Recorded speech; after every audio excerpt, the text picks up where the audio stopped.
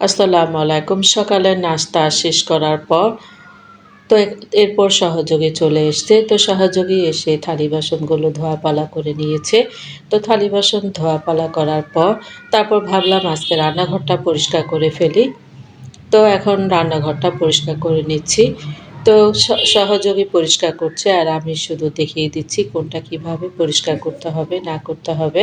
তা আসলে কয়েকদিন পর পরে রান্নাঘর পরিষ্কার না করলে আসলে কেমন জানি অনেক খারাপ লাগে। রান্নাঘরটা পরিষ্কার পরিচ্ছন্ন থাকলে কাজ করতেও অনেক ভালো লাগে। তো এখান দিয়ে সকালে আসলে আজকেও কাঁঠাল দিয়ে নাস্তা করেছি। তো নাস্তা করার পর কাঁঠাল খেয়ে দিয়ে যে কাঁঠালগুলো ছিল, কিছু কাঁঠাল বেঁচে গিয়েছিল। তো ভাবলাম এটা জুস করে ডিপ ফ্রিজে রেখে দেই। তো কিছুদিন আগে আমি ভিডিওতে দেখিয়েছিলাম আমি কিছু মাংস কষিয়ে রেখেছিলাম। মাইশা ঝুরা, ঝুরা মাংসটা খুব পছন্দ করে। তো আমি কষিয়ে নরমাল ফ্রিজে রেখে দিয়েছি। তো ভাবলাম আজকে মাংসটা রান্না করে নেই। তো আমি মাংসটা নামিয়ে তো এখানে আমি এটা তাড়াতাড়ির জন্য আমি প্রেশার কুকারে দিয়ে দিয়েছি। তো এটা আসলে সেদ্ধ করে কাজটা হাত দিয়েও করা যায়। তো আমি সময় স্বল্পতার জন্য আমি প্রেশার কুকারে বসিয়ে দিয়েছি।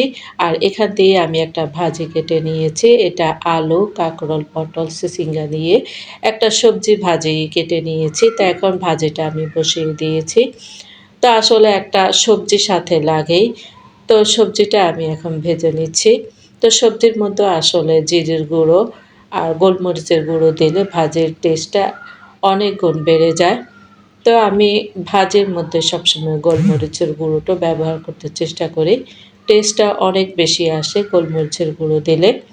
তো এদিক দিয়ে আমি ভাজিটা করে নিচ্ছি। আর এই চুলায় আমি প্রেশার কুকারে আমি মাংসটা বসিয়ে দিয়েছি সেদ্ধ হওয়ার জন্য। তো কাজটা আমি প্রেশার কুকারে করে নিচ্ছি। তো এদিক দিয়ে আমার ভাজিটাও হয়ে গিয়েছে।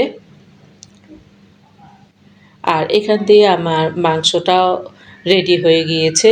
তো যে মাংসগুলো একটু গোটা, গোটা ছিল সেগুলো আমি চামচ দিয়ে ভেঙে নিয়েছি। তো মাংসটা একদম সুন্দরভাবে হয়ে গিয়েছে প্রেশার কুকারে। তো এটা আসলে সেদ্ধ করে হাত দিয়ে করতে গেলে অনেকটা সময়ের প্রয়োজন। তো আমি এই কাজটা এভাবে সেরে নিয়েছি। এখানে সরিষার তেলের মধ্যে আমি কিছু পেঁয়াজ আর কাঁচামরিচ দিয়েছি ফালি করে। তো কাঁচামরিচটা আসলে দিলে একটু ঝাল, ঝাল লাগে। তো সেজন্য কাঁচামরিচটা দিয়েছি। আমি এখানে গুঁড়া মরিচের ঝালটা কম ব্যবহার করেছি। আসলে গুঁড়া মরিচের ঝাল তেমন একটা ভালো না। কাঁচামরিচের ঝাল স্বাস্থ্যের জন্য ভালো। তো আমি এখানে কাঁচামরিচ ফালি করে দিয়েছি।